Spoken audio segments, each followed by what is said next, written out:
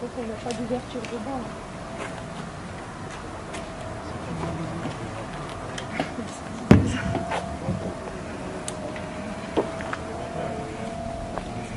Ouvrez le banc.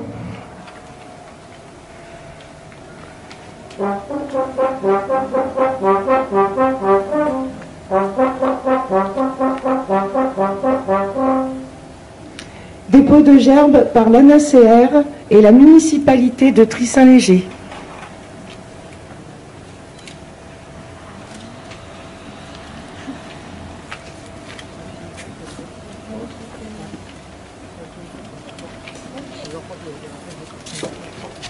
Vas-y, enlève ton masque, je crois que j'ai un petit micro pour les enfants. Ah, super, merci Didier.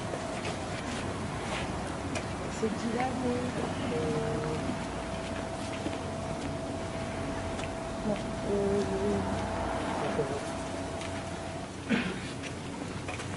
Observons une minute de silence.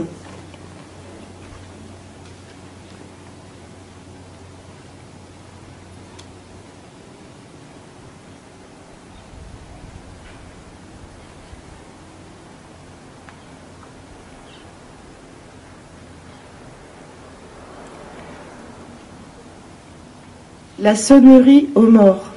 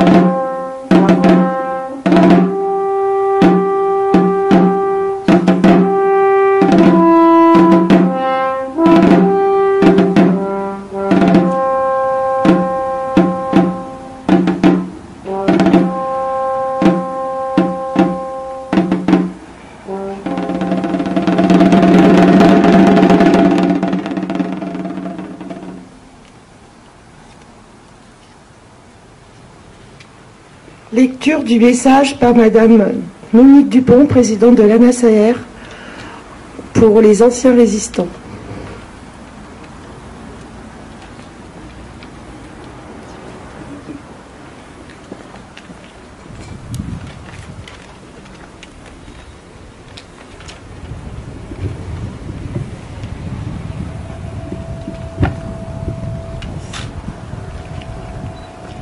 Monsieur le conseiller départemental, Monsieur le maire, Mesdames et Messieurs les adjoints et conseillers municipaux, Mesdames et Messieurs les membres des associations patriotiques, Mesdames et Messieurs, permettez-moi au nom des anciens combattants et amis de la résistance en ce jour anniversaire de la libération de la ville de Tris-Saint-Léger de vous rappeler les années noires de 1940 à 1945.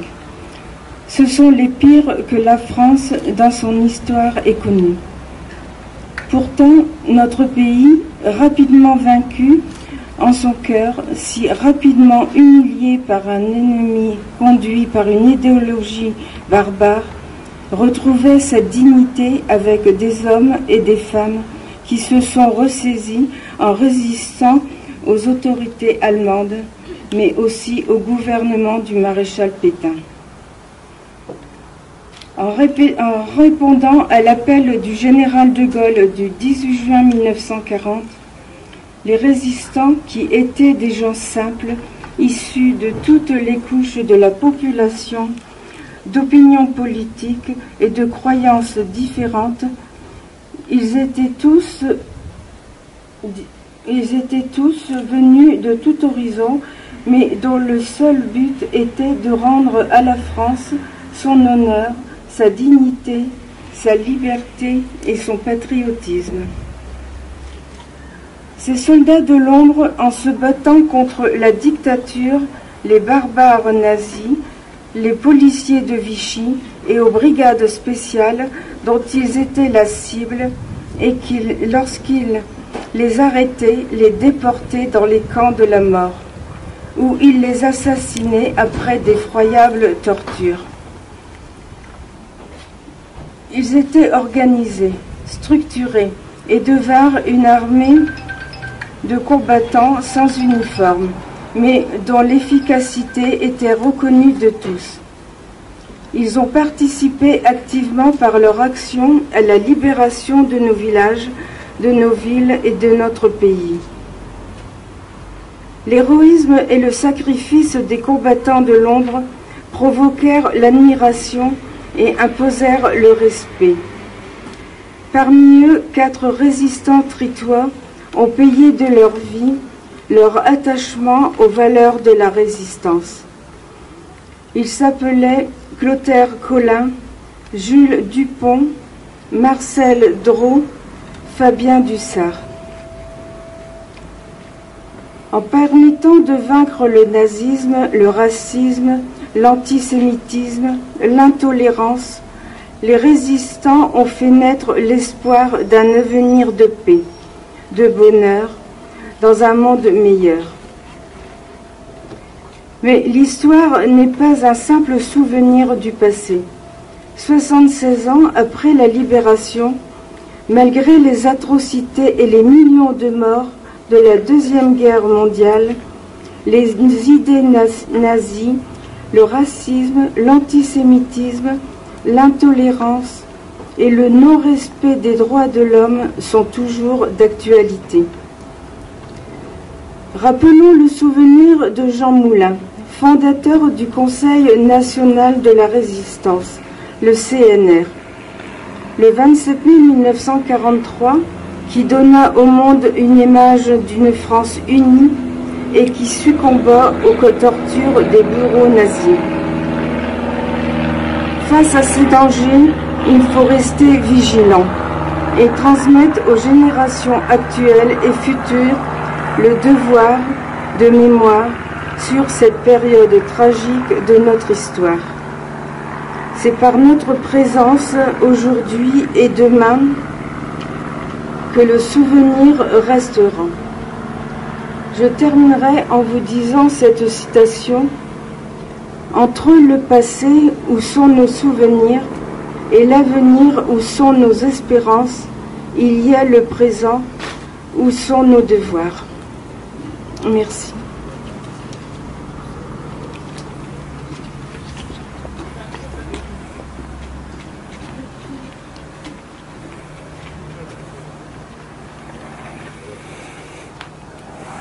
J'invite Monsieur Jean-Claude Duleux, conseiller départemental, à se joindre à Monsieur Jean-Claude Dubois, maire adjoint, pour le discours.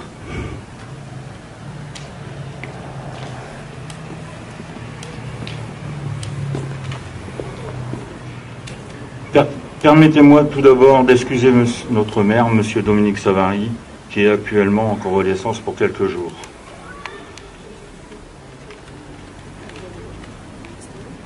Mesdames, Messieurs, chers amis, libre à cette évocation, le sentiment le plus proche nous ramène à la crise du Covid-19 et au confinement.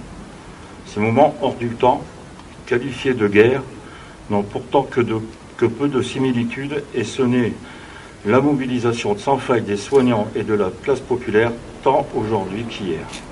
Il était inconcevable de ne pas faire cette parenthèse sur cette actualité brûlante. Tout d'abord, concernant les mesures barrières recommandées par l'État et l'Agence régionale de la santé, désignant le masque comme tantôt futile pour s'avérer ce 20 juillet 2020, doctrine est devenue obligatoire pour tous. C'est un peu le jeu de la chaise musicale. On pourrait en rire si le comble de l'histoire ne serait pas d'avoir envoyé au front, sans masque, tous nos soignants, et pas seulement eux, aussi tous les professionnels, pour beaucoup précaires, dont certains, après avoir tant donné, se retrouvent à cette heure sans emploi. Alors merci à tous nos enseignants, nos pompiers, nos policiers, gendarmes, éboueurs, agents d'entretien, livreurs, caissières, routiers. Je ne les citerai pas tous, tant ils sont nombreux, et à avoir répondu présent en première ligne durant ce confinement et bien après. Preuve en est que la solidarité n'est pas un vain mot. Tout le sens de l'hommage que nous rendons en cette heure à celles et à ceux qui ont combattu l'occupant il y a 76 ans, au péril de leur vie, est là. Préserver les valeurs de notre République française, la liberté, l'égalité, la fraternité. En ce 2 septembre 2020, l'intensité de ces trois mots reste flamboyante. Le devoir de mémoire est plus que jamais d'actualité. Dernièrement, la façade du centre de la mémoire d'Oradour-sur-Glane a été profanée. Oradour-sur-Glane, c'est ce village pris d'assaut par une division SS. 642 personnes furent assassinées, mitraillées ou brûlées dans l'église du village. En présence de femmes et d'hommes, acteurs ou témoins de ce passé tourmenté, le devoir de mémoire est criant. Clotaire Collin, Fabien Dussert, tu n'avais que 16 ans, Jules Dupont, Marcel Drault, tués le 2 septembre 1944, tous les résistants des organisations spéciales qui ont œuvré à libérer notre belle commune de Tristan-Léger. Nous vous remercions de tout cœur du courage qui fut le vôtre il y a de cela quelques décennies. Vous avez écrit un pan de l'histoire de Tristan-Léger dont nous évoquons brièvement quelques épisodes car chacun sait que cette épopée sanglante, victorieuse, ne peut se résumer à 2 ou 3 phrases à la volée. Un événement va leur donner raison. Londres, 18 juin 1940, 10 heures du soir, la BBC diffuse sur ses ondes l'appel du général de Gaulle. Mot d'ordre, contrer le gouvernement de Vichy, raviver et unir toutes les forces de l'armée de Londres qui viendront prêter main forte à l'armée française et ses alliés, déjà sur tous les fronts et affaiblis. À Tristan-Léger, la résistance, bien qu'isolée et mal armée, s'organise. Juillet 1940, l'organisation spéciale se soulève. Elle compte parmi ses membres femmes et hommes de tous âges. La lutte s'organise. Alfred Levent, Adolphe Dugumet, Pierre Chéry et Victor Blas récupèrent armes et munitions. Commence alors une course contre la montre. Henri Siévé crée un groupe de résistance rattaché à l'organisation spéciale en août-septembre 1940. D'autres, lui, emboîteront le pas successivement et on verra, en juin 1942, naître la 5e compagnie des francs-tireurs et partisans français. À son commandement, notamment Alexandre Vienneau, Léon Villot et en dernier lieu Eugène Sellier. En février 1944, Alexandre Kachkovski avec le groupe Main-d'œuvre émigré. Au coude à coude et armés, toutes les formations tritoises s'engagent dans la lutte clandestine. Ils incitent les tritoises et les tritois à sortir de leur torpeur pour rejoindre, sinon aider l'armée libre. Création de planques afin d'accueillir les clandestins. Un fils Martel, Madame Ramette et son fils, Louise Lambert, arrêtés par la suite, avec Réginald Point. 3 groupes de saboteurs, 1 au nord-est, 2 à Métallesco, s'attellent à détruire les lieux stratégiques afin de ralentir la production des usines et anéantir les moyens de communication fluviaux, ferroviaires, aéronautiques, les pylônes haute tension, les lignes téléphoniques. Une lutte sans merci. Acculés au bord du précipice, les hommes se sont dressés pour ensemble retrouver le chemin de la liberté et faire que nos enfants vivent en paix. Tel le phénix, la France renaît de ses cendres. Elle donnera par ailleurs naissance le 15 mars 1944 au programme du Conseil national de la résistance, qui servira de repère pour l'avenir de notre pays. Les représentants des organisations de la résistance intérieure, des centrales syndicales ou tendances politiques groupées au sein du CNR reconnaissent la France libre. Ils l'intitulent même « Les jours heureux ». L'ambiguïté de l'homme est qu'ils utilisent son génie tantôt à détruire, tantôt à construire.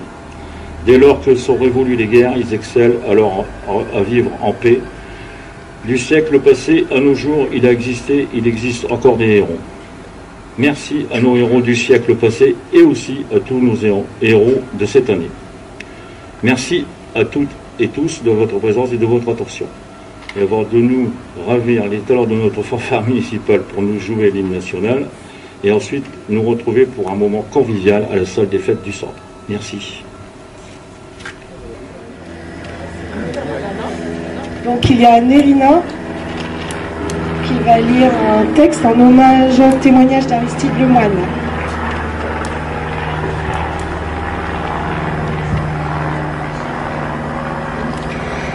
Le souvenir reste vivant. Le souvenir de Aristide Lemoine.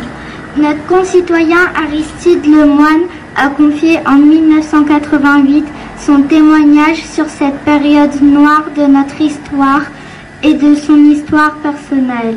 Il disait notamment « Lorsque la guerre a éclaté en 1939, je travaillais à Metalesco comme lamineur. Une première fois, en 1942, j'ai refusé de partir en Allemagne, travailler en Allemagne, pour le compte de la machine de guerre hitlérienne et puis faisant confiance à la direction de mon usine, qui m'avait assuré qu'elle ne laisserait personne partir. Je me suis rendue au boulevard Sally, à Valenciennes, au bureau du STO, service travail obligatoire.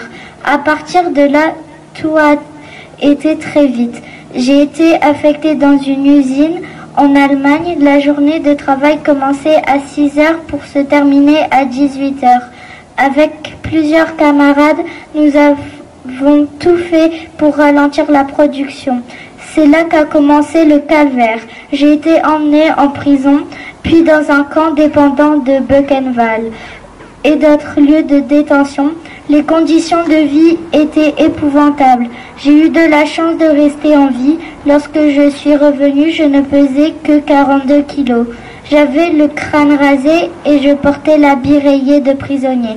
Aristide Lemoine avait conclu son témoignage en déclarant « Je souhaite de tout cœur que le calvaire que j'ai vécu empêche les générations futures de se laisser entraîner par des idéologies extrémistes de haine envers les autres peuples. »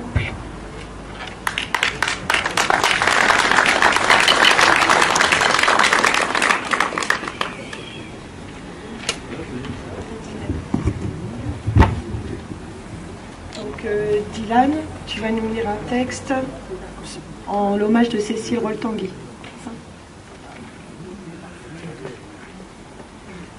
Cécile Roltanguy est décédée le 8 mai 2020 à l'âge de 101 ans. Avec elle disparaît une des dernières figures de la résistance intérieure française et plus précisément de la libération de Paris en août 1944. Née Cécile Le Bihan le 10 avril 1919, elle participera à la semaine août 1944, à la semaine insurrectionnelle de Paris du 19 au 26 août 1944. Au cœur de la décision et de l'action dans le PC souterrain du colonel Roll, sous la place d'Enfer Rochereau, elle sera la seule femme présente quand le général de Gaulle recevra l'état-major des FFI d'Île-de-France le 26 août 1944 à l'hôtel de ville. Cécile et Henri Roltanguy, avec Lucie et Raymond Aubrac, resteront comme les deux couples symboles de la résistance intérieure française. Porteuse des plus hautes distinctions de la République, elle était emblématique de la place des femmes dans le combat contre Vichy et l'occupant nazi. Cécile Roltanguy soulignait toujours qu'elle n'acceptait ses décorations qu'en hommage à toutes les femmes de l'ombre, rouage indispensable de la lutte clandestine, aux déportés, aux internés, à toutes celles assassinées par l'ennemi et pourtant si souvent oubliées à l'heure de la victoire, à toutes les femmes qui, comme elles, une fois la guerre terminée, reprirent simplement leur place dans la vie quotidienne.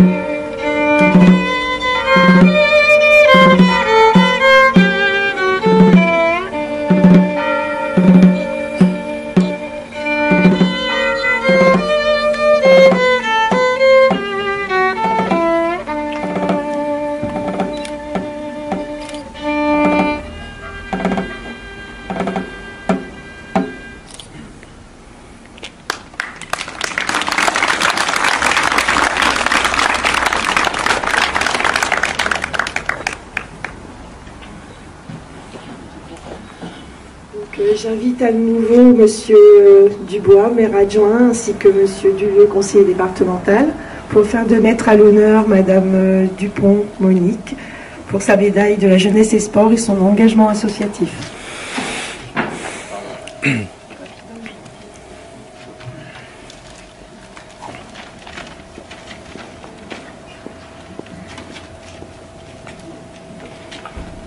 Donc c'est avec un grand honneur et une immense joie que je vais remettre à l'honneur, donc mettre à l'honneur Madame Monique Dupont-Picalosa. Cette cérémonie du 2 septembre me donne l'occasion de remettre la médaille de la jeunesse et sport au titre de l'engagement associatif à Madame Monique Dupont-Picalosa. Cette distinction est amplement méritée. Je vais demander à Monique de bien vouloir venir à mes côtés. Je devrais dire Madame la Présidente, puisque vous êtes la Présidente de l'Association des Amis de la Résistance et membre du Conseil national de l'ANACR, mais les liens d'amitié qui nous unissent me conduisent naturellement à dire chère Monique. Oui, chère Monique, quel symbole que cette médaille vous soit remise ici le 2 septembre devant la stèle rendant hommage à la mémoire des résistants assassinés alors qu'ils livraient combat pour la libération du territoire. Comment ne pas évoquer ici la mémoire de votre papa, Charles Picalosa, qui fut l'un des dirigeants de la résistance dans le secteur et à la suite de qui vous vous êtes engagé pour faire vivre le souvenir. En effet, vous dirigez le comité local de l'association des Amis de la Résistance et vous avez des responsabilités départementales que vous exercez avec efficacité, dynamisme et passion. Le bénévolat, c'est l'engagement de votre vie, puisque vous avez aussi dirigé pendant 25 ans le comité local de l'association Femmes Solidaires dans une commune voisine. Et à ce titre, avait milité pour le droit des femmes avec notamment des figures tritoises telles Berthe Carpentier, Gilberte Levent, Réjeanne Formeux, Marguerite Payel. Mais aussi, dans une période plus récente, Jocelyne Canon, Isabelle Chouin et encore Michel de Messine, qui fut responsable de l'Union des femmes françaises avant de devenir ministre du gouvernement de la République. À cette époque, vous n'avez pas hésité à ouvrir la porte de votre maison pour organiser des réunions, notamment afin d'apporter la solidarité aux travailleurs d'Isinor et à leurs familles. Dans un autre registre, mais toujours dans le bénévolat, vous avez, durant 15 années, donné des cours de couture, une passion qui d'ailleurs ne vous a jamais quitté et que vous avez eu à cœur de transmettre. Dans votre vie militante, vous avez pu compter sur le soutien actif de votre mari, Guy, que je salue, ainsi que sur le soutien de vos enfants, Sabine, Grégory et Suzy. Permettez-moi de vous remercier pour cet engagement bénévole. Vous constituez un véritable exemple pour les jeunes générations. Cette médaille étant amplement méritée, en mon nom et celui du conseil municipal, je vous adresse toutes mes félicitations.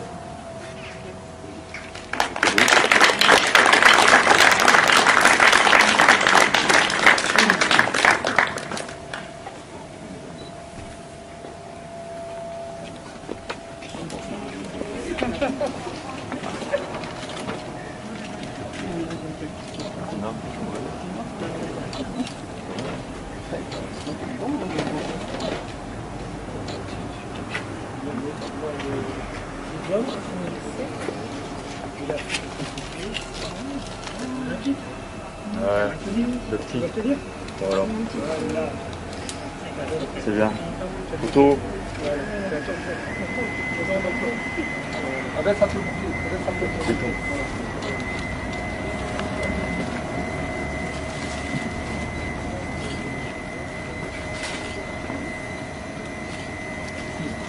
Ah, ouais,